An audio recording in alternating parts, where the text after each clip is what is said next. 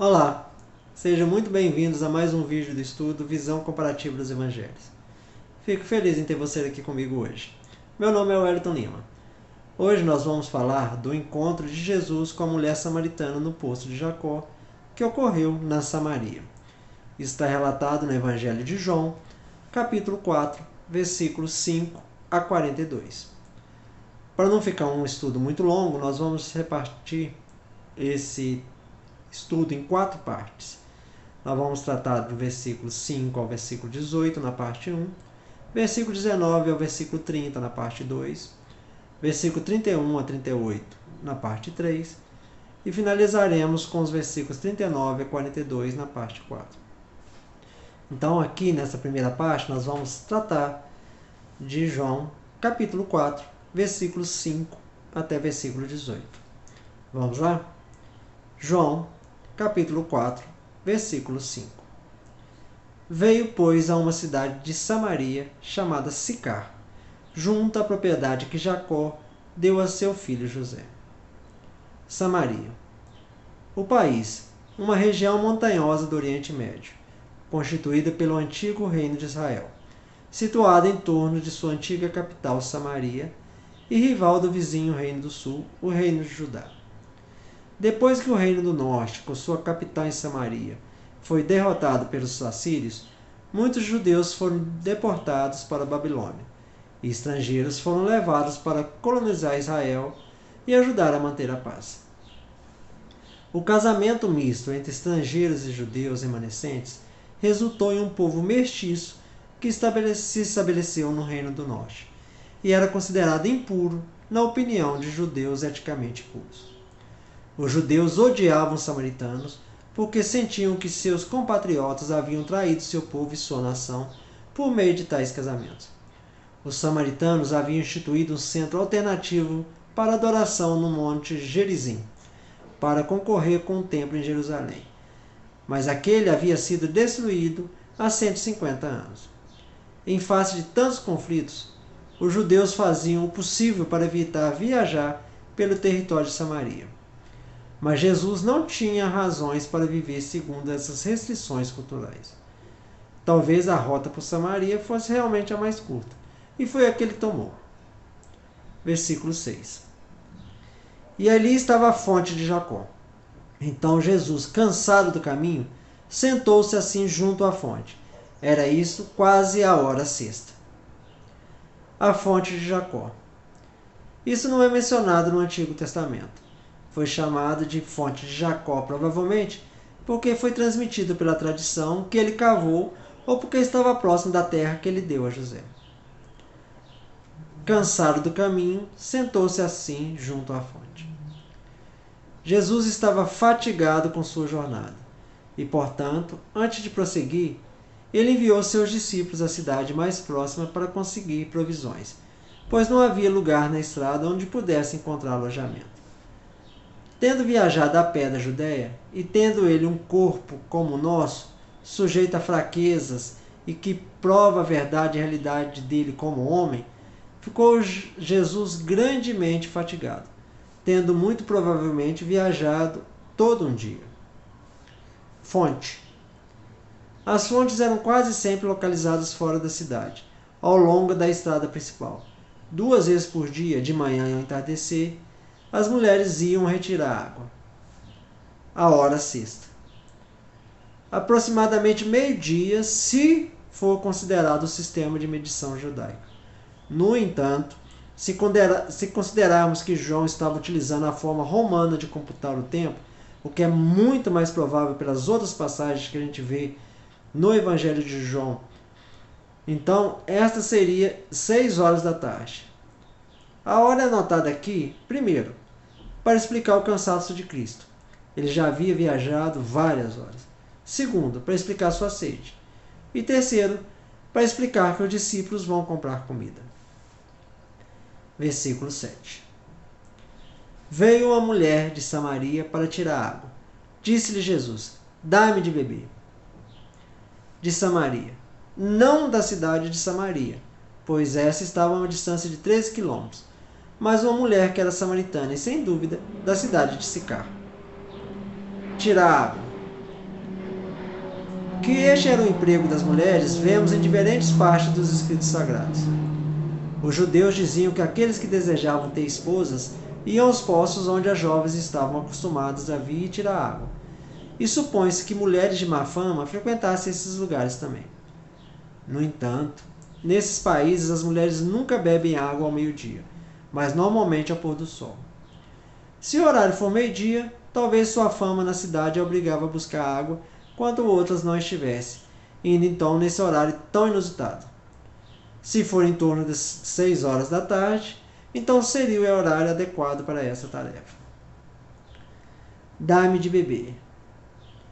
Ou seja, água para beber, na vasilha ou balde que ela trouxe consigo, porque ele estava com sede. Que é uma outra prova da verdade de sua natureza humana, e de que Cristo assumiu sem a pecaminosa fraqueza nossa. Isso foi após o calor do dia, quando Jesus estava cansado com sua jornada. Também foi feito o pedido para que ele tivesse ocasião para conversar com ela sobre o assunto da religião. E nesse caso, temos um exemplo da maneira notavelmente feliz pela qual Jesus poderia liderar uma conversa para introduzir os assuntos da religião. Versículo 8. Porque seus discípulos haviam ido à cidade para comprar de comer. Embora Jesus não tenha escolhido ir à cidade, ele enviou seus discípulos para lá para comprar mantimentos, pois parece que os judeus poderiam comprar o que precisavam dos samaritanos, como também comprariam dos pagãos.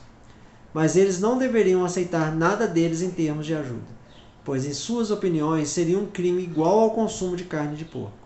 Tão amarga era a animosidade que subsistia entre os samaritanos e os judeus. Versículo 9. Disse-lhe, pois, a mulher samaritana: Como, sendo tu judeu, me pedes de beber, que sou mulher samaritana? Porque os judeus não se comunicam com os samaritanos. Os judeus não se comunicam com os samaritanos. Talvez melhor, os judeus não têm comunhão com os samaritanos. Essas palavras parecem ter sido acrescentadas pelo próprio evangelista na explicação da pergunta da mulher, como significando que os judeus não tinham nenhum tipo de obrigação para com os samaritanos, não tomavam emprestado nada deles, não bebiam da mesma xícara ou com eles, não se sentaria para comer com eles, nem comeria na mesma vasilha, não teriam ligação religiosa, nem relações comerciais com eles. O ódio mortal que subsiste entre essas duas nações é conhecido por todos. Os judeus os amaldiçoavam e acreditavam que eram amaldiçoados. O desejo mais misericordioso dos samaritanos era que eles não participassem da ressurreição, ou, em outras palavras, que eles fossem aniquilados. Como podemos observar, não é dito que os samaritanos não tinham relações com os judeus, mas que os judeus não tinham relações com os samaritanos, de onde é natural concluir que a inimizade era maior do lado dos judeus. Respondeu Jesus e disse: Se tu conhecesse o dom de Deus, e quem é que te diz, dai-me de beber, tu lhe pedirias, e ele te daria água viva. O dom de Deus. A palavra dom indica aqui favor. Pode se referir ao próprio Jesus como um presente de Deus ao mundo, dado para salvar os homens da morte, ou pode se referir à oportunidade oferecida a ela de buscar a salvação. E quem é que te diz? O conhecimento de Cristo é absolutamente necessário para solicitar qualquer coisa a Ele, pois até que Jesus seja conhecido, Ele não será solicitado. Mas quando Ele é feito conhecido a qualquer um, na plenitude do tempo apropriado, eles terão recurso a Ele pedido, segundo a sua graça e clemência, e que é concedido generosamente. Água viva. Os judeus usavam a expressão água viva para denotar fontes, nascentes ou riachos, em oposição à água morta ou estagnada contida em lagos, piscinas, tanques ou cisternas. Jesus aqui significa denotar sua doutrina ou sua graça e religião, em oposição às noções impuras e mortas dos judeus e dos samaritanos. Esse foi um dos muitos casos em que Jesus aproveitou os tópicos comuns da conversa para introduzir o discurso religioso. Assim, O que Cristo quer dizer com isso, evidentemente inclui o Espírito Santo. Como a água sacia a sede, refresca e revigora o corpo, purifica as coisas contaminadas e torna a terra frutífera, é um emblema adequado do dom do Espírito Santo, que satisfaz tantas almas dos que o recebem que não tem mais sede, que purifica também de toda a contaminação espiritual, e faz com que aqueles que a recebem sejam frutíferos em toda boa palavra e obra. Versículo 11. Disse a mulher: Senhor, tu não tens com que atirar, e o poço é fundo. De onde, pois, tens a água viva? Não tens com que atirar. Parece que não havia água fixada no poço para extrair água. Provavelmente, cada um trazia um balde ou jarra e uma corda para esse fim. Na viagem, isso era indispensável. A mulher, vendo que Jesus não tinha meios de tirar água e ainda não entendendo seu desígnio, perguntou naturalmente de onde poderia obter a água. Versículo 12. És tu maior que nosso pai Jacó, que nos deu o poço, e ele mesmo dele bebeu, e seus filhos e seu gado? És tu maior. Você é mais sábio ou mais capaz de encontrar água do que Jacó? Parece que ela supôs que Jesus quis dizer que ele poderia direcioná-la para alguma nascente ou para algo melhor nessa região, e que isso implicava mais conhecimento ou habilidade do que Jacó. Encontrar água e fornecer um bom poço foi sem dúvida considerado uma questão de habilidade e sucesso. Era um assunto de grande importância nessa região. Nosso pai Jacó. Os samaritanos eram compostos em parte pelos remanescentes das 10 tribos e em parte por pessoas enviadas da Caldeia. Não eram israelitas genuínos, mas uma raça corrompida, brotada de uma mistura de nações diferentes, enviadas pelo rei Salmanese, rei dos assírios. Assim, mesmo tendo essa mistura, eles ainda se consideravam descendentes de Jacó. Versículo 13. Jesus respondeu e disse-lhe: Todo aquele que beber dessa água voltará a ter sede. Jesus não respondeu diretamente à pergunta dela, nem disse que ele era maior que Jacó, mas deu-lhe uma resposta pela qual ela poderia inferir que ele era. Cristo não desprezou ou subestimou Jacó ou seus dons, mas, por maior que seja o valor desse poço, a água não pode eliminar completamente a sede. Versículo 14. Porém, aquele que beber da água que eu lhe der, para sempre não terá sede, mas a água que eu lhe der se fará nele fonte de água, que salte para a vida eterna. Aquele que beber. Para usufruir dessa água viva, é necessário que a pessoa a beba. Esse beber não é um ato único e momentâneo, mas sim um beber progressivo repetido, pois a palavra utilizada está no presente do imperativo e representa uma ação progressiva ou repetida. Para beber da água da vida, necessário é estar junto à fonte da água viva, que é o próprio Cristo. Ninguém pode continuar bebendo da água viva, estando distante da fonte. Da água que eu lhe der. Jesus aqui se refere sem dúvida a seus próprios ensinamentos, sua graça, seu espírito e os benefícios que entram na alma que abraça seu evangelho. É uma imagem impressionante, e especialmente nos países do leste, onde existem vastos desertos e muitas vezes uma grande falta de água. A alma, por natureza, é como um deserto, ou como um viajante que vagueia por esse deserto. Está sedenta de felicidade, e a procura em todos os lugares, e não a encontra. Ele olha em todas as direções e atenta a todos os alvos, mas em vão. Nada atende seus desejos. Embora um pecador busque alegria, riquezas e prazeres, ele não está satisfeito. Ele ainda quer mais e busca ainda a felicidade em algum novo prazer. Para um pecador tão cansado e insatisfeito, a graça de Cristo é como águas frias para uma alma sedenta. Para sempre não terá sede. Ele ficará satisfeito com isso e não terá um senso de desejo, um sentimento angustiante de que não está adaptado a ele. Quem bebe isso não deseja buscar a felicidade em outras coisas. Satisfeito com a graça de Cristo, ele não desejará os prazeres e diversões desse mundo. E isso será para sempre, neste mundo e no mundo vindouro. Versículo 15. Disse-lhe a mulher: Senhor, dá-me dessa água, para que não tenha mais sede, nem venha aqui para tirar. A mulher ainda não compreendia o significado de Jesus, mas a curiosidade dela era muito excitada. E esse era o plano de Cristo, para que ela tivesse a mente adequadamente preparada para receber as grandes verdades que ele estava prestes a anunciar. Para que eu não tenha mais sede, nem venha aqui para tirar. A mulher samaritana erroneamente creu que se recebesse a água que Jesus lhe ofereceu, não teria que retornar à fonte todos os dias. A princípio, ela se interessou pela mensagem de Jesus porque pensou que sua vida seria mais fácil. Mas se a vida fosse sempre assim, as pessoas aceitariam a mensagem de Cristo por razões erradas. Cristo não veio para afastar os desafios, mas para mudar-nos interiormente e capacitar-nos a lidar com os problemas de acordo com a perspectiva de Deus. Versículo 16. Disse-lhe Jesus: vai, chama teu marido e vem cá. Jesus ataca diretamente seu pecado íntimo. Podemos admirar a maneira que Jesus adotou para levá-la a perceber que ele era o Cristo. Suas instruções ela não entendeu. Ele, portanto, passou a mostrar a ela que estava familiarizado com a vida dela e com os pecados dela. Seu objetivo aqui era levá-la a considerar seu próprio estado e pecaminosidade, uma maneira delicada e ainda pungente de fazê-la ver que ela era uma pecadora. Ao mostrar-lhe também que ele conhecia a vida dela, embora ele fosse um estranho, Jesus a convenceu de que estava qualificado para ensiná-la o caminho para o céu, e assim a preparou para admitir que ele era o Messias. Versículo 17. A mulher respondeu e disse: não tenho marido.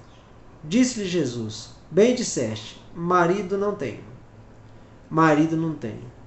Foi dito, evidentemente, para fugir do assunto. Talvez ela temesse que, se ela viesse lá com o homem com quem morava, a verdade poderia ser exposta. Não é improvável que, a essa altura, ela tenha começado a suspeitar que Jesus era um profeta. Versículo 18. Porque 5 maridos tiveste, e o que agora tens não é teu marido.